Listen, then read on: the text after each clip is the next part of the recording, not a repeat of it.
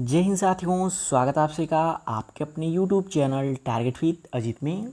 तो साथियों, आज की इस क्लास में हम डिस्कस करने वाले हैं 21 अगस्त के उन सभी महत्वपूर्ण करंट अफेयर्स के बारे में जो कि आप सभी की आने वाली परीक्षाओं के लिए मोस्ट इंपॉर्टेंट हो जाती हैं। तो वीडियो को इन तक जरूर देखिएगा क्योंकि दिए गए सभी क्वेश्चंस एग्जाम ओरिएंटेड और सिलेक्टिव हैं। तो आइए देखते हैं। जैसे पहला प्रश्न है, हाल ही में किसने मिस यूनिवर्स इंडिया 2025 का खिताब जीता है। बात करें साथियों कि हाल ही में किसने मिस यूनिवर्स इंडिया 2025 का खिताब जीता है, तो याद रखिएगा किसने जीता है, मनिका विश्वकर्मा ने जीता है। और साथियों, आप कोई भी एग्ज़ाम देने जाते हैं तो ये क्वेश्चन आप सभी की आने वाली परीक्षाओं के लिए मोस्ट इंपॉर्टेंट होती है। इसको आप 100% याद करके जाइएगा। और बात करें डिटेल में तो राजस्थान के श्री गंगानगर की रहने वाली 22 साल की मनिका विश्वकर्मा, जिन्होंने 18 अगस्त 2025 को मिस यूनिवर्स इंडिया 2025 का खिताब जीतकर जो कि इतिहास रच दिया है। तो बहुत इंपॉर्टेंट क्वेश्चन है आपकी आने वाली सभी परीक्षाओं के लिए। नेक्स्ट क्वेश्चन है, हाल ही में आयोजित एशियाई शूटिंग चैंपियनशिप में महिलाओं की 10 मीटर एयर पिस्टल प्रतियोगिता में मनु भाकर ने कौन सा पदक जीता है। ये भी क्वेश्चन साथियों मोस्ट इंपॉर्टेंट हो जाता है कि हाल ही में आयोजित एशियाई शूटिंग चैंपियनशिप में महिलाओं की 10 मीटर एयर पिस्टल प्रतियोगिता में मनु भाकर ने कौन सा पदक जीता है। तो याद रखिएगा कांस्य पदक जीती हैं। कौन सा पदक जीती हैं? कांस्य पदक जीती हैं। इनके बारे में भी साथियों डिटेल बात करें तो भारतीय निशानेबाज मनु भाकर ने शिमकेंट कजाकिस्तान में आयोजित 16वीं एशियाई निशानेबाजी चैंपियनशिप में महिला 10 मीटर एयर पिस्टल व्यक्तिगत स्पर्धा में कांस्य पदक जीता है। तो काफ़ी इंपॉर्टेंट क्वेश्चन है। पहला और दूसरा क्वेश्चन तो आपकी आने वाली सभी परीक्षाओं में पूछी जा सकती हैं। नेक्स्ट क्वेश्चन है, हाल ही में badminton tournament Malaysia international challenge 2025 में महिला एकल का खिताब किसने जीता है। मोस्ट इंपॉर्टेंट क्वेश्चन है कि हाल ही में badminton tournament Malaysia international challenge 2025 में महिला एकल का खिताब किसने जीता है। तो याद रखिएगा देविका सिहाग ने जीता है। किसने जीता है? देविका सिहाग ने जीता है। यदि इनके बारे में डिटेल में बात करें तो 20 वर्षीय देविका सिहाग ने फाइनल में 5वीं वरीयता प्राप्त हमवतन ईसरानी बरुआ को 15-7, 15-12 से हराया है। तो काफ़ी इम्पोर्टेंट पॉइंट भी याद रखिएगा।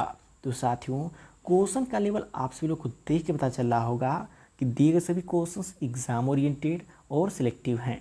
तो वीडियो की क्वालिटी कंटेंट आप सभी लोग को पसंद आ रहा हो तो प्लीज़ वीडियो को लाइक और शेयर करके चैनल को सब्सक्राइब जरूर कर लीजिएगा।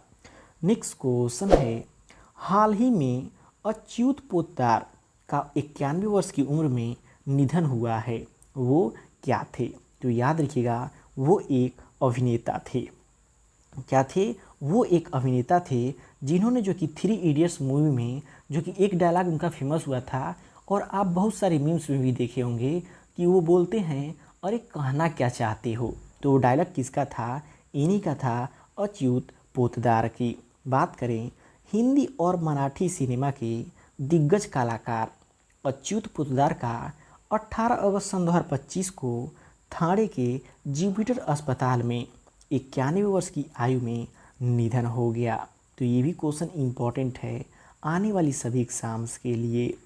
नेक्स्ट क्वेश्चन है, हाल ही में किस बैंक ने अग्निवीरों के लिए बिना किसी गारंटी के 4 लाख रुपए का ऋण देना शुरू किया है। तो मोस्ट इंपॉर्टेंट क्वेश्चन आता है जो कि एसएससी तक की एग्ज़ाम्स के लिए कि हाल ही में किस बैंक ने अग्निवीरों के लिए बिना किसी गारंटी के 4 लाख रुपए का ऋण देना शुरू किया है। तो याद रखिएगा स्टेट बैंक ऑफ इंडिया ने। कौन से बैंक ने? स्टेट बैंक ऑफ इंडिया ने।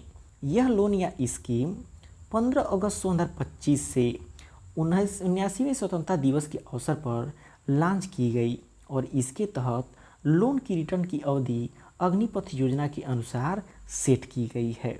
तो क्वेश्चन काफ़ी इम्पोर्टेंट है, याद रखिएगा। नेक्स्ट क्वेश्चन है, हाल ही में राष्ट्रीय आयुर्वेद विद्यापीठ ने अपनी 30वीं राष्ट्रीय संगोष्ठी का आयोजन कहाँ किया है?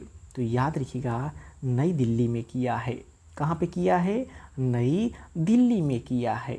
यदि इसके बारे में डिटेल में बात करें तो आयुष मंत्रालय के अंतर्गत एक स्वायत्त निकाय राष्ट्रीय आयुर्वेद विद्यापीठ ने अपनी 30वीं राष्ट्रीय संगोष्ठी का आयोजन 18-19 अगस्त नई दिल्ली में किया, जिसकी थीम इम्पॉर्टेंट हो जाती है। थीम क्या थी? आयुर्वेद के माध्यम से बाल चिकित्सा में रोग प्रबंधन एवं स्वास्थ्य। इसकी क्या थी? इसकी थीम थी। नेक्स्ट क्वेश्चन है, हाल ही में यूपीआई के उपयोग में कौन शीर्ष स्थान पर रहा है? बात करें हाल ही में यूपीआई के उपयोग में कौन सा राज्य जो कि शीर्ष पे रहा है? तो याद रखिएगा, महाराष्ट्र राज्य जो कि शीर्ष पे रहा है यूपीआई से लेन देन में। डिटेल में समझें तो जुलाई सन 2025 में यूपीआई लेन देन के मामले में महाराष्ट्र 9.8% का सबसे बड़ा हिस्सा दर्ज किया, जबकि कर्नाटक का हिस्सा 5.5% और उत्तर प्रदेश का हिस्सा 5.3% था। तो सबसे अधिक किसका था? महाराष्ट्र का 9.8%। तो इम्पोर्टेंट क्वेश्चन है, याद रखिएगा।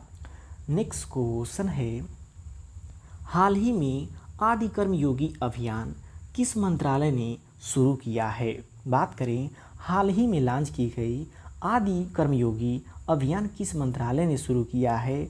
तो याद रखिएगा, किस मंत्रालय ने शुरू किया है? जनजातीय कार्य मंत्रालय ने शुरू किया है।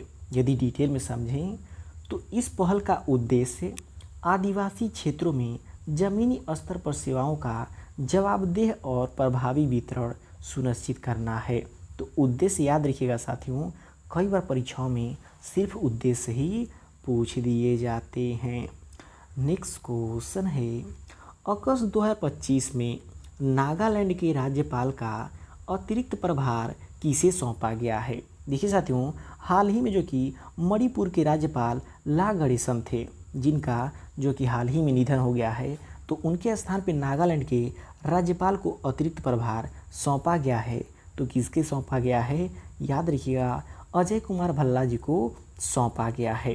किसे? अजय कुमार भल्ला जी को। बात करें साथियों डिटेल में समझने की, तो अगस्त सन 2025 में मणिपुर के राज्यपाल अजय कुमार भल्ला को नागालैंड के राज्यपाल का अतिरिक्त प्रभार सौंपा गया है। बात करें साथियों नागालैंड की स्थापना कब हुई थी? तो 1 दिसंबर 1963 ईस्वी को। राजधानी की बात करें तो नागालैंड की राजधानी है कोहिमा। वर्तमान समय मुख्यमंत्री कौन हैं? तो नेफ्यू रियो वहाँ के मुख्यमंत्री हैं। तो इन तीनों पॉइंट्स को भी याद रखिएगा, परीक्षाओं में यहाँ से भी क्वेश्चन बन जाते हैं।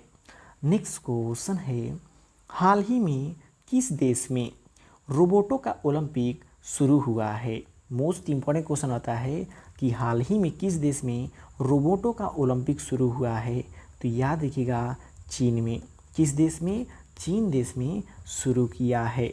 डिटेल में समझें तो चीन के बीजिंग में प्रथम विश्व मानव रोबोट खेल का 4 दिवसीय आयोजन सफलतापूर्वक संपन्न हुआ है। तो इसलिए क्वेश्चन इम्पोर्टेंट हो जाती है। और इस आयोजन में जापान सहित 16 देशों के 1500 से अधिक मानव रोबोट ने भाग लिया था। तो ये पॉइंट इम्पोर्टेंट है कि कितने देशों ने भाग लिया था? तो 16 देशों के 500 से अधिक मानव रोबोट ने भाग लिया था। तो साथियों वीडियो की क्वालिटी कंटेंट आप सभी को पसंद आ रहा हो तो प्लीज़ वीडियो को लाइक और शेयर करके चैनल को सब्सक्राइब जरूर कर लीजिएगा। नेक्स्ट क्वेश्चन है, उद्यम सखी पोर्टल किस मंत्रालय द्वारा शुरू किया गया? बात करें उद्यम सखी पोर्टल की कि किस मंत्रालय के द्वारा शुरू किया गया है? तो याद रखिएगा, सूक्ष्म लघु और मध्यम उद्यम मंत्रालय के द्वारा। किसके द्वारा? सूक्ष्म लघु और मध्यम उद्यम मंत्रालय के द्वारा। नेक्स्ट क्वेश्चन है 9 से 28 सितंबर 2025 तक अबू धाबी और दुबई में होने वाले 2025 एशिया T20 टूर्नामेंट भारत का नेतृत्व कौन करेगा? तो याद रखिएगा भारत की तरफ से नेतृत्व सूर्य कुमार यादव करेंगे। कौन? सूर्य कुमार यादव करेंगे। नेक्स्ट क्वेश्चन है, उपराष्ट्रपति चुनाव 2025 के लिए इंडिया गठबंधन के उम्मीदवार के रूप में किसे नामित किया गया है? तो याद रखिएगा जस्टिस बी सुदर्शन रेड्डी को। किसे? जस्टिस बी सुदर्शन रेड्डी को। यदि इनके बारे में डिटेल में बात करें तो भारत ब्लॉक के 19 अगस्त 2025 को न्यायमूर्ति बी सुदर्शन रेड्डी पूर्व सुप्रीम कोर्ट के न्यायाधीश को 9 सितंबर को होने वाले उपराष्ट्रपति चुनाव के लिए अपना उम्मीदवार नामित किया। तो ये भी पॉइंट इम्पॉर्टेंट है आने वाली सभी एग्ज़ाम्स के लिए। और लास्ट क्वेश्चन है साथियों, भारत और चीन अगस्त 2025 में सीधी उड़ान संपर्क फिर से शुरू करने पर सहमत हुए। अतीत में किन घटनाओं के बाद उड़ान सेवाओं को निलंबित कर दिया गया था? तो याद रखिएगा जो डोकलाम गतिरोध 2020 गलवान घाटी का संघर्ष हुआ था उसके लिए यह उड़ान जो कि रोक दिया गया था। तो साथियों ये रहे 21 अगस्त के वे सभी महत्वपूर्ण करंट अफेयर्स जो कि आप सभी की आने वाली इम्पोर्टेंट हो जाती हैं।